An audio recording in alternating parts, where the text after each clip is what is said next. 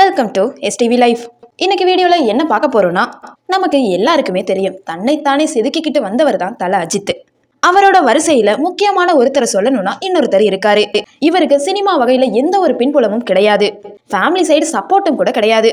அந்த வகையில தன்னைத்தானே கொஞ்சம் கொஞ்சமா சின்ன சின்ன இடத்துல வேலை பார்த்து கொஞ்சம் கொஞ்சமா வளர்ந்து இன்னைக்கு மிகப்பெரிய மியூசிக் டைரக்டரா மாறி இருக்காரு.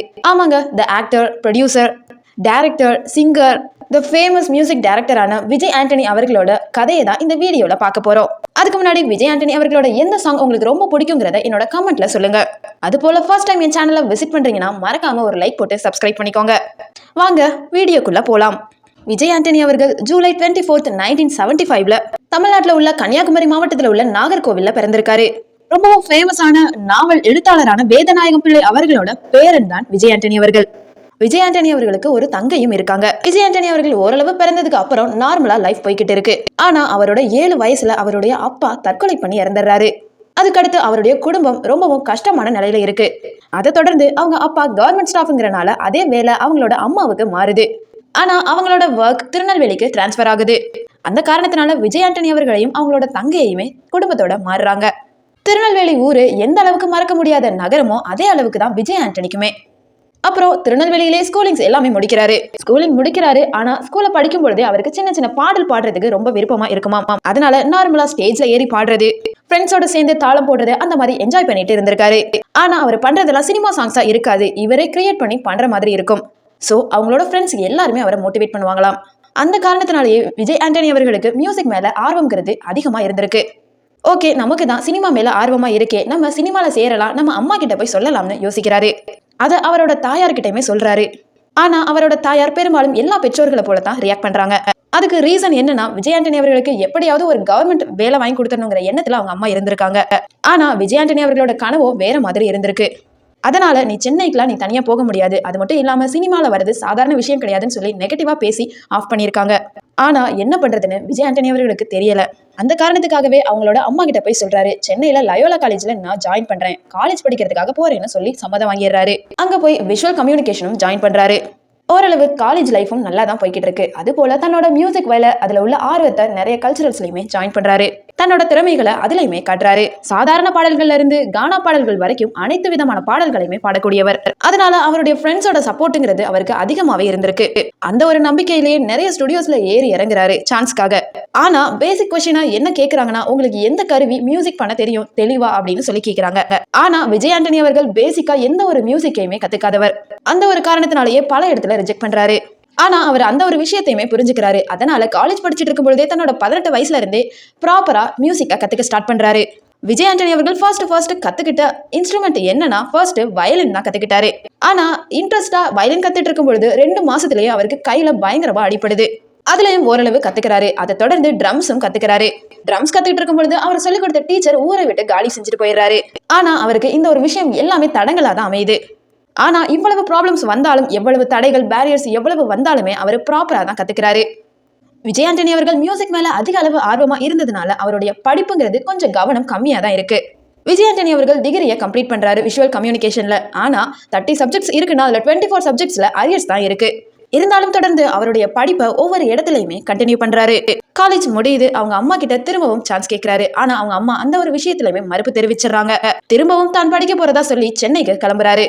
அங்க போயிட்டு பல ஸ்டுடியோஸ்ல சான்சஸும் கேட்கிறாரு. ஆனா ஸ்டுடியோஸ்ல சான்சஸ் நம்ம கேட்டோம்னா நம்ம டேலண்ட்டை செக் பண்றாங்க, அதுல கொஞ்சம் சிரமமா இருக்குங்கிற காரணத்தினால அங்க எனக்கு ஒரு ஆஃபீஸ் பாய் ஒர்க்கா ஏதாவது ஒண்ணு கொடுங்க, நார்மல் பேசிக் ஒர்க் எதுவா இருந்தாலும் ஓகேன்னு சொல்லி ஒரு ஸ்டுடியோலையுமே ஜாயின் பண்றாரு.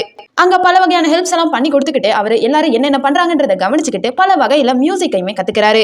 விஜய் ஆண்டனி அவர்கள் அந்த டைம்ல காலேஜ் படிச்சுக்கிட்டு இருந்த காரணத்தினால ஹாஃப் டே காலேஜும் அதற்கு அடுத்த டைம் அதாவது ஆஃப்டர் 3 o'clock ஸ்டுடியோலையுமே ஒர்க் பண்ணிட்டு இருக்காரு. அடுத்தபடியாக விஜய் ஆண்டனி அவர்கள் மியூசிக் எல்லாம் ப்ராப்பரா கத்துக்கிட்டு சவுண்ட் இன்ஜினியரா மாறுறாரு. மியூசிக்ல எடுத்து வச்ச முதல் இடம்னு நம்ம சொல்லலாம்.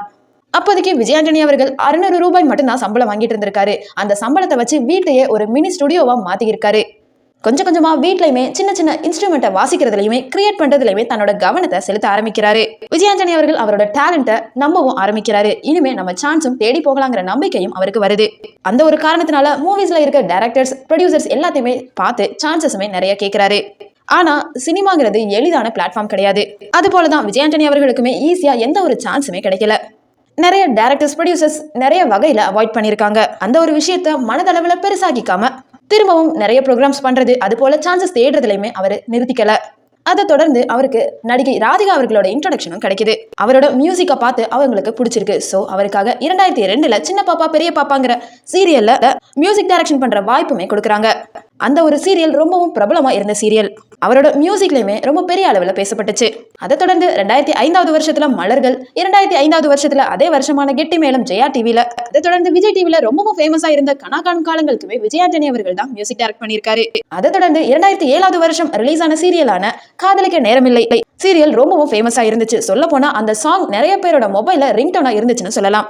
அடுத்ததாக அதே வருஷத்துல சன் டிவில ரிலீஸ் ஆன மேகலா, சன் டிவில சீசன் 2 சின்ன பாப்பா பெரிய பாப்பாவுக்குமே விஜய் ஆண்டனி அவர்கள் தான் மியூசிக் டைரக்ட் பண்ணியிருக்காரு. என்னதான் சின்ன திரையில மனதளவுல திருப்தியா மியூசிக் டைரக்ஷன் பண்ணிக்கிட்டு இருந்தாலும் அவர் அடுத்த ப்ரொசீஜர் என்ன பண்றது, அடுத்த ஸ்டெப்பா என்ன வைக்கிறதுங்கிறதுல தான் யோசனையா இருந்திருக்காரு. அதை தொடர்ந்து வெள்ளித்திரையிலையுமே தன்னோட காலை பதிக்க ஆரம்பிச்சிருக்காரு. அதுக்கு முதல் படியாவே ஆஸ்கர் ரவிச்சந்திரன் அவர்களோட கம்பெனிக்கு போறாரு. அவரோட பிரதரை பார்த்து எனக்கு ஒரு சான்ஸ் கொடுக்க சொல்லி கேட்டிருந்திருக்காரு. ஆனா அவரோ அடுத்த நாள் வர சொல்லியிருக்காரு. எல்லாருமே ஒரு சான்ஸ் கேட்டோம்னா அதுக்கான அத்தாட்சியத்தை எடுத்துட்டு போவோம். அதாவது மியூசிக் டைரக்டருக்காக வாய்ப்பு கேட்டிருந்தாங்கன்னா ஆல்ரெடி மியூசிக் பண்ணியிருப்பாங்க, அதை வச்சு அதோட கேசட்டை எடுத்துட்டு போவாங்க. ஆனா விஜய் ஆண்டனி அவர்களுக்கு அந்த ஒரு பழக்கம் இல்லை. அதுக்கு பதிலாக கையில ஹெட்ஃபோன்ஸ், இன்ஸ்ட்ருமெண்ட்ஸ் அந்த மாதிரி தான் எடுத்துட்டு போயிருக்காரு. அடுத்த நாள் அவர் பிரதர் வர சொல்லி இருந்ததுனால போய் பாக்குறாரு. அவர் எங்க கேசட்டோட கேட்கிறாரு. ஆனா என்கிட்ட கேசட் இல்லை சார், எனக்காக ஒரு 5 நிமிஷம் மட்டும் ஒதுக்குங்க அப்படின்னு கேட்கிறாரு. அந்த 5 மினிட்ஸ்க்கு ஏத்த மாதிரி அவரோட டேலண்டையுமே காட்டுறாரு. அவரோட கிரியேட்டிவிட்டியில அவர் இன்ஸ்ட்ருமெண்ட் வாசிச்சதுனால அவருக்கு ரொம்பவும் பிடிச்சி போயிருது. அதனால ஆஸ்கர் ரவிச்சந்திரன் அவர்களோட பிரதர் டிஷ்யூம் படத்துக்காக தன்னோட வாய்ப்பையுமே கொடுக்கிறாரு. விஜய் ஆண்டனி அவர்கள் அதை ரொம்பவும் அழகா டிஷ்யூங்கிற படத்துல தன்னோட மியூசிக் டைரக்ஷனை சூப்பரா எடுத்து கொண்டு போயிருப்பாரு. டிஷ்யூம் படத்தை தொடர்ந்து உடனே அதே டைம்ல எஸ் ஏ சந்திரசேகரோட ப்ரொடக்ஷன்ல சுக்ரன் படமும் சான்ஸ் கிடைக்குது. கிட்டத்தட்ட டிஃபரன்ஸ் சொன்னோம்னா 2 படத்துக்கும் 2 வருஷம் டிஃபரன்ஸ் இருக்கும். ஆனா 2 படத்தோட டைரக்ஷனுமே பட்டி தொட்டி எல்லா இடத்துலயுமே கொண்டு சேர்க்கிற மாதிரி மியூசிக் இருந்திருக்கு. பயங்கரமா ஹிட்டும் ஆகியிருக்கு. அந்த டைம்ல ரொம்பவும் ஃபேமஸா இருந்த இளையராஜா, ஏஆர் ரஹ்மான், வித்யாசாகர், யுவன் சங்கர் ராஜா இந்த மாதிரி பல ஜாம்பவான்கள் இருந்த ஊர்ல இந்த தமிழ் சினிமாவில் ஒரு எனர்ஜெட்டிக் மியூசிக் டைரக்டரா அடி எடுத்து வச்சிருக்காரு.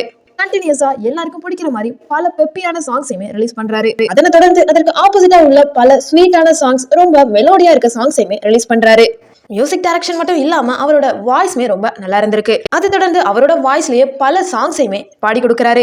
விஜய் ஆண்டனி அவர்கள் மியூசிக் டைரக்ஷன் பண்ண படம்னு பார்த்தோம்னா 2005 சுக்ரன், 2006 ஃபைட் 2, டிஷ்யூம், நினைத்தாலே இனிக்கும். நினைத்தாலே இனிக்கும்ங்கிறது பல பெப்பியான சாங்ஸ், கானா சாங்ஸையும் தாண்டி அதுல அழகாய் பூக்குதேங்கிற மெலோடி சாங் பயங்கர அளவில் ஹிட் ஆயிருக்கு. இப்போ வரைக்கும் பல பேரோட ரிங்டோனாவும் இருந்துட்டு இருக்கு.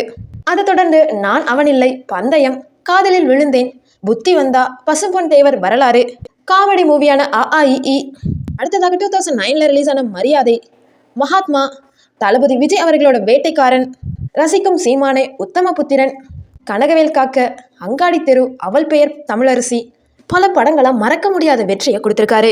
அதை தொடர்ந்து பல படிகளை எடுத்து வைத்த விஜய் ஆண்டனி அவர்கள் இன்னும் ஒரு படி மேல போறாரு.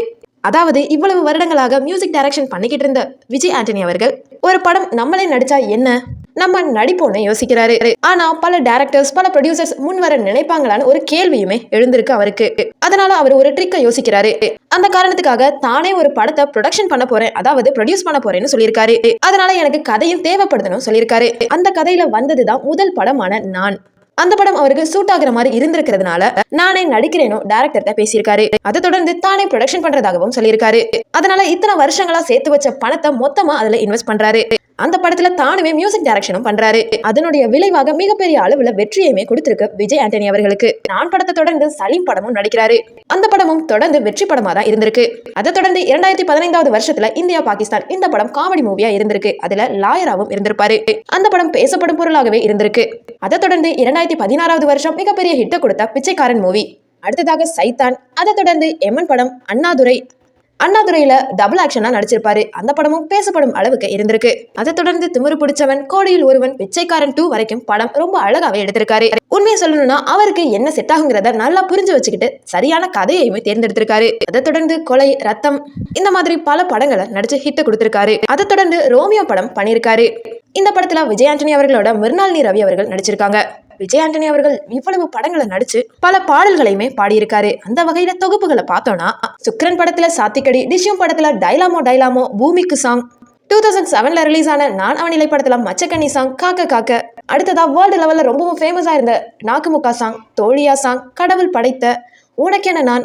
அடுத்ததாக ஆஇ படத்துல மேனா மினிக்கி சாங், கன்னி வெடி. அடுத்ததாக நினைத்தாலே இணைக்கும் எல்லாருக்குமே பிடிச்ச சாங் மேரே பிரியா. அடுத்ததா அல்லா. அடுத்ததாக ஆத்திச்சூடி. அடுத்ததாக பூவே பூவே, நான் உன்னை பார்க்கணும். அவள் பெயர் தமிழரசி படத்துல பாளையங்கோட்டை சாங். அடுத்ததாக உத்தமபுத்திரன்ல உசமலரசே. சட்டப்படி குற்றம் படத்துல ஏதேதோ. இவன் யுவதி மூவில ஓமை ஏஞ்சல், கொலக்குத்து, வெடிப்படத்துல ஐஸ் ஐஸ், நான் படத்துல உலகினில். அடுத்ததாக தப்பெல்லாம் தப்பே இல்லை அந்த சாங். சட்டம் ஒரு இருட்டறை படத்துல தும்பக்க. பிரியாணி படத்துல ஒரு பார்ட்டா வந்திருப்பாரு, அதுல எதிர்த்து நில் சாங் பாடியிருப்பாரு. அந்த சாங் யுவன் சங்கர் ராஜா அவர்களால கம்போஸ் பண்ணப்பட்டிருக்கு. அடுத்ததாக ஒண்ணுனா ரெண்டு. அடுத்ததாக சலீம் படத்துல மஸ்காரா போட்டு சாங். அடுத்ததாக பிச்சைக்காரன் படத்துல 100 சாமிகள்ங்கிற அம்மா சாங் அழகாவே பாடியிருப்பாரு. அடுத்ததாக 2016ல ரிலீஸ் ஆன நயப்புடை படத்துல லவ்வுக்கு லாஜிக் இல்லை சாங், சைத்தான் படத்துல எடதோ லடிக்கியோ சாங் பாடியிருப்பாரு. அடுத்ததாக அண்ணாதுரை படத்துல தங்கமா வைரமா சாங் பாடியிருப்பாரு. அடுத்ததாக திமிரு பிடிச்சவன் படத்துல நீ உன்னை மாற்றிக்கொண்டால் சாங் பாடியிருப்பாரு. அடுத்ததாக தேவராட்டம் படத்துல பசப்புகளி, கோடியில் ஒருவன் படத்துல ஸ்லகந்தம்ங்கிற சாங்கும் பாடியிருப்பாரு. இந்த படத்தை கம்போஸ் பண்ணது நிவாஸ் கே பிரசன்னா. அடுத்ததாக விஜய் ஆண்டனி அவர்களோட பர்சனல் லைஃப்னு பார்த்தோம்னா, விஜய் ஆண்டனி அவர்கள் 2006ல ஃபாத்திமாங்கிறவங்கள லவ் பண்ணி மேரேஜ் பண்ணிக்கிட்டாரு. அவருடைய லவ் லைஃப்னு பார்த்தோம்னா, ஃபாத்திமா அப்போ இன்டர்வியூ ஹோஸ்டா இருந்திருக்காங்க. அப்போ விஜய் ஆண்டனி அவர்கள் கிட்ட இன்டர்வியூ எடுக்கிற ஒரு டைமும் கிடைக்குது. அந்த டைம்ல அவங்கள்ட்ட பேசும்போது விஜய் ஆண்டனி அவர்களுக்கு பிடிச்சு போயிடுது. அந்த காரணத்தினால நீங்க என்னை மேரேஜ் பண்ணிக்கிறீங்களா அப்படின்னு டைரக்டா கேட்டுறாங்க. அதுலயே 2 வீட்டோட சம்மதத்தோட லவ் பண்ணி மேரேஜும் பண்ணிக்கிறாங்க. அவங்க இப்போ ஃபாத்திமா விஜய் ஆண்டனி அவர்கள் ப்ரொடியூசரா இருக்காங்க. அதை தொடர்ந்து அவங்களுக்கு 2 பசங்களும் இருக்காங்க. மீரா விஜய் ஆண்டனி, லாரா விஜய் ஆண்டனின்னு 2 பொண்ணுங்க இருக்காங்க. விஜய் ஆண்டனி அவர்களுக்கு தன்னோட 7 வயசுல ஏற்பட்ட தாக்கத்துக்கு அடுத்து 2023வது வருஷம் அவருடைய முதல் மகளான மீரா விஜய் ஆண்டனி அவர்கள் ஸ்கூல் படிச்சுட்டு இருக்கும்போது சூசைட் பண்ணிட்டாங்க. அதனால விஜய் ஆண்டனி அவர்களுக்கு அடுத்ததாக மிகப்பெரிய அடிபட்டதுன்னு தான் சொல்லணும். அந்த தாக்கத்துல இருந்து விஜய் ஆண்டனி அவர்கள் இப்போ வரைக்கும் வெளியே வரலன்னு தான் சொல்லணும். அந்த குடும்பமே நிலை குலைஞ்சுதான் போயிருக்கு. விஜய் ஆண்டனி அவர்கள் என்னதான் தன்னோட வாழ்க்கையில கஷ்டப்பட்டு முன்னேறி இருந்தாலும் ஏற்றுக்கொள்ள முடியாத இழப்புகளை கடவுள் கொடுத்துடுறாரு. விஜய் ஆண்டனி அவர்கள் அந்த நிலையிலிருந்து மீண்டு வந்து நல்ல படங்களை பண்ணணும், இன்னும் அவருடைய வாழ்க்கையில மென்மேலும் வரணும்னு சொல்லிக்கிட்டு இந்த வீடியோவை முடிச்சுக்கிறேன். இது வரைக்கும் வீடியோ பார்த்ததுக்கு நன்றி. இந்த வீடியோ உங்களுக்கு இன்ஸ்பயரா இருந்திருக்கும்னு நினைக்கிறேன். இன்ஸ்பயரா இருந்துச்சுன்னா கண்டிப்பா லைக் பண்ணுங்க, ஷேர் பண்ணுங்க. விஜய் ஆண்டனி அவர்களோட லைஃப் பத்தி நீங்க என்ன நினைக்கிறீங்கன்னு கமெண்ட்ல சொல்லுங்க. மறக்காம இது போல வீடியோஸ் வேணும்னாலும் சப்ஸ்கிரைப் பண்ணிக்கோங்க. நன்றி.